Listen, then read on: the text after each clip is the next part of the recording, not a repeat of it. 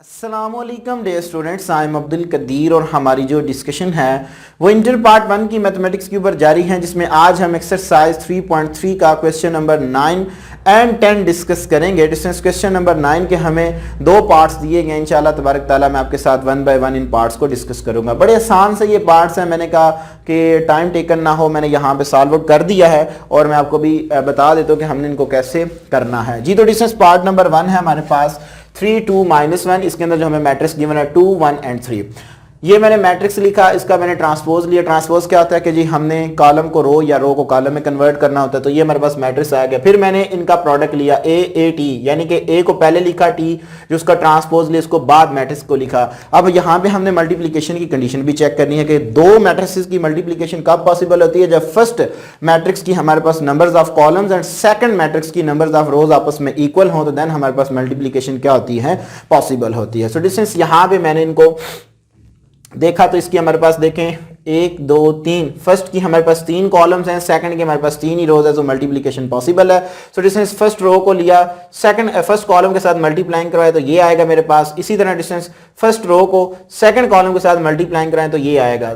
Second row को first column के साथ मल्टीप्लाइंग कराएं तो ये आएगा। सेकंड रो को सेकंड कॉलम के साथ मल्टीप्लाइंग कराएं तो ये आया। इनकी हमने मल्टीप्लिकेशन ली, सिंप्लीफाई किया, तो ये हमारे पास 2 बाय 2 ऑर्डर का मैट्रिक्स आ गया। फिर मैंने इसका डिटर्मिनेंट लिया। डिटर्मिनेंट को हम कैसे लेते हैं कि इसको इसके साथ मल्टीप्लाइंग कराते हैं। 14 14 जार 196 है, 5 5 जार 25, अपने से माइनस लगाते हैं, माइनस किया तो 171 इसका आंसर आ गया। इसी तरह डिस्टेंस अब दूसरा हमने फाइंड आउट करना है determinant A T A. So distance यहाँ पे भी जो प्रोडक्ट की कंडीशन है वो फुलफिल हुई। फिर मैंने क्या किया जी, फर्स्ट रो को फर्स्ट कॉलम के साथ, फर्स्ट रो को सेकंड कॉलम के साथ, फर्स्ट रो को थर्ड कॉलम के साथ मल्टीप्लाइंग करा तो ये हमारे पास एक रोज आ गई। इसी तरह डिस्टेंस सेकंड रो को फर्स्ट कॉलम के साथ तो ये आ जाएगा जी, सेकंड रो को सेकंड कॉलम के साथ तो ये आएगा, सेकंड रो को थर्ड कॉलम के साथ तो ये आएगा। इसी तरह डिस्टेंस थर्ड रो को फर्स्ट कॉलम के साथ तो ये, थर्ड रो को सेकंड कॉलम के साथ तो ये आएगा, और थर्ड रो को थर्ड कॉलम के साथ मल्टीप्लाइंग करेंगे तो ये आएगा। इनका आप प्रोडक्ट लेंगे तो ये मैट्रिक्स आपके पास बनेगा। मैट्रिक्स आने के बाद ये आपके पास 3 बाय 3 ऑर्डर का मैट्रिक्स आ जाएगा। फिर मैंने इसका डिटर्मिनेंट लिया, एक्सपेंड किया R1 से।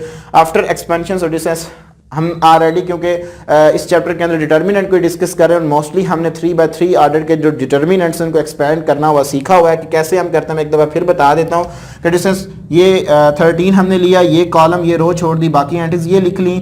-18 आता है, वो मैंने आपको रीज़न बताई है। -8 कैसे, माइनस का यहाँ पे साइन क्यों आता है, ये रो छोड़ दें, ये कॉलम छोड़ दें, बाकी 8 3 1 10 यहाँ पे एंट्रीज लिख लें। 3 ले लिया, यहाँ पे ये मैट्रिक्स बना, इसके लिए ये कॉलम ये रो छोड़ दी, बाकी एंट्रीज लिखी।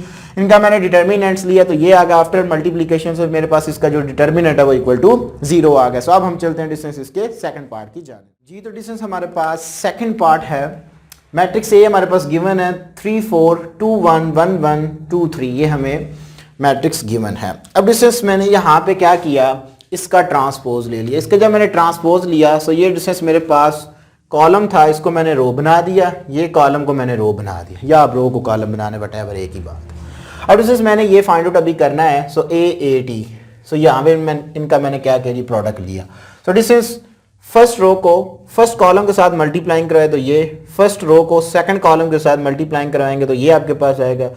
फर्स्ट रो को थर्ड कॉलम के साथ मल्टीप्लाइंग कराएंगे तो ये आएगा। फर्स्ट रो को आप फोर्थ कॉलम के साथ मल्टीप्लाइंग कराएंगे तो ये आएगा। सेकंड रो को फर्स्ट कॉलम के साथ मल्टीप्लाइंग कराएंगे तो ये आएगा। सेकंड रो को सेकंड कॉलम के साथ मल्टीप्लाइंग कराए ये आया। सेकंड रो को थर्ड कॉलम के साथ मल्टीप्लाइंग कराया तो ये आया। सेकंड रो को फोर्थ कॉलम के साथ मल्टीप्लाइंग करवाया तो ये आया मेरे पास। इसी तरह डिस्टेंस थर्ड रो को फर्स्ट कॉलम के साथ मल्टीप्लाइंग कराया तो ये आया।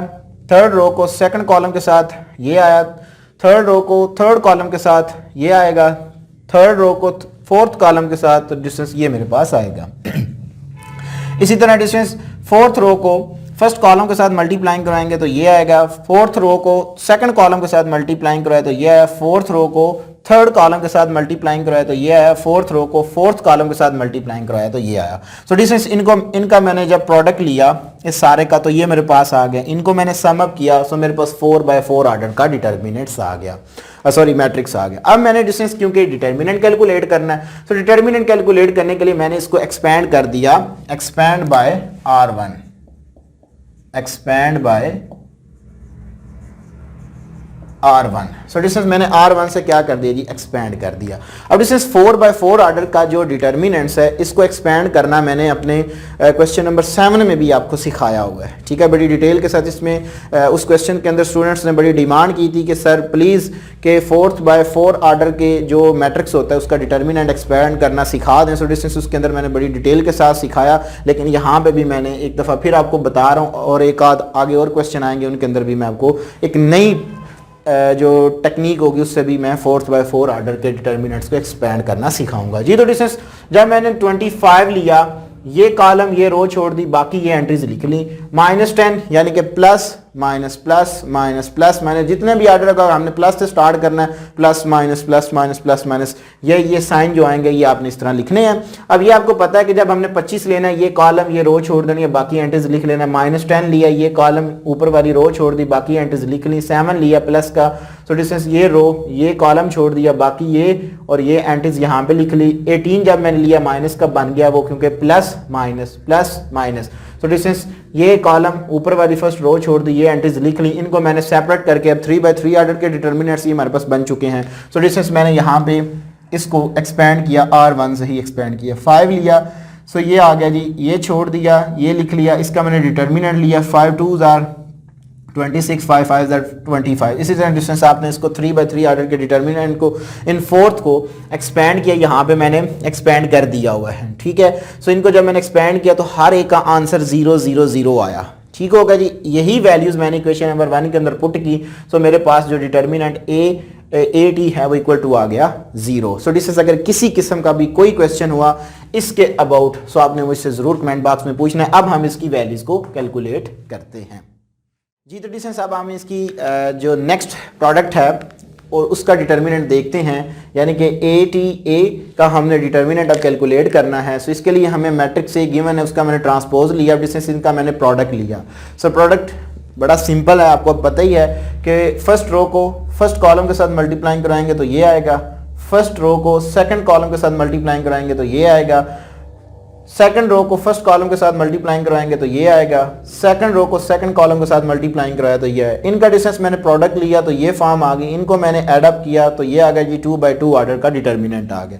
अब मैंने इसका जब डिटर्मिनेंट लिया, सो डिटर्मिनेंट हम कैसे लेते हैं, डायगोनल के साथ मल्टीप्लाइंग करवाते हैं और इनको आपस में मल्टीप्लाइंग करवाते हैं। सो 18 × 27 -21 × 21, 18 × 27 486 की इक्वल है, माइनस 21 × 21 441 की इक्वल है। इनको मैंने माइनस किया, सो आंसर मेरे पास क्या आ गया जी 45 आ गया। अब हम चलते हैं distance question number 10। Question number 10 है हमारे पास कि if A is a square matrix of order 3 then show that, कि हमने शो ये करना है कि determinant of KA is equal to K³ determinant of A। अब यहाँ पे डिस्टेंस हमें उसने एक मैट्रिक्स दिया हुआ है, जर्नल वो हमसे बात कर रहा है, वो कहता है कि if a square matrix of order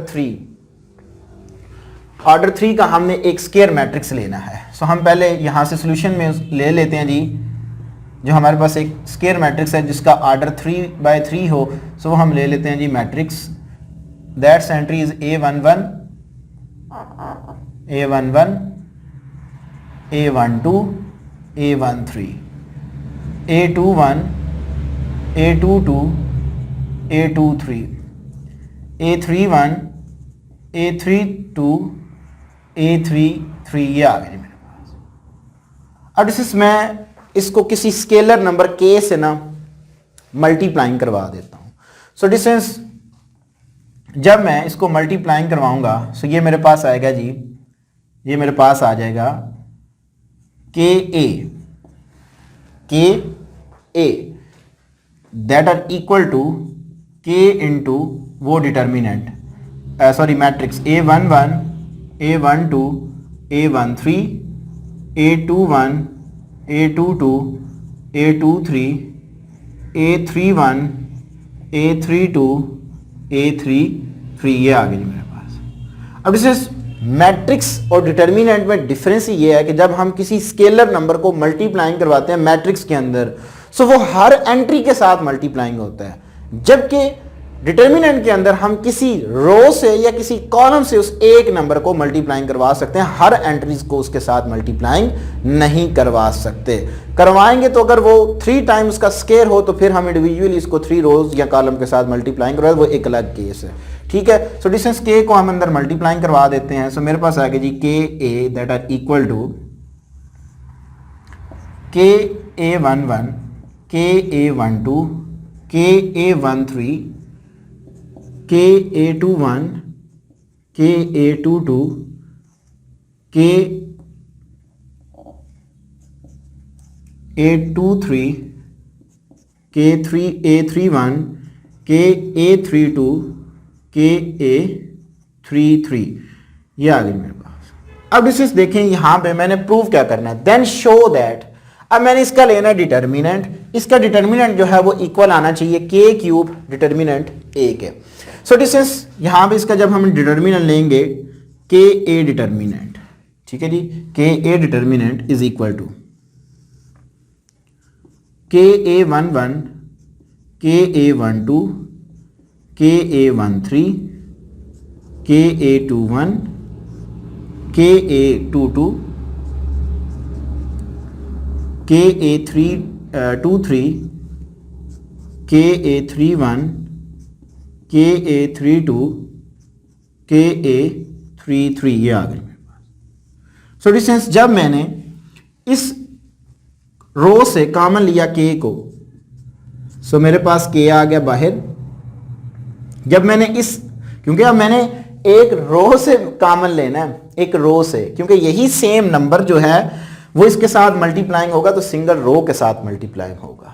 जब मैं कॉमन लूंगा तो वो सिर्फ और सिर्फ इसी रो से कॉमन आएगा। इसी तरह डिस्टेंस इसमें से भी कॉमन ले लें। सो डिस्टेंस ये मेरे पास आ जाएगा जी, ये मेरे पास आ गया के, अगेन इसमें से भी मैंने कॉमन ले लिया, इसमें से भी ले लिया। सो के इंटू के, और साथ में डिस्टेंस जो मेरे पास वैल्यूज आ गई वो आ गई जी A11, A12, A13, A21, A22, A23, A31, A32, A33, ये आ गई मेरे पास। सो डिस्टेंस फाइनल जो है वो मेरे पास इसका आंसर आ गया जी, डिटर्मिनेंट ऑफ के ए इज इक्वल टू के इंटू के, सो के क्यूब।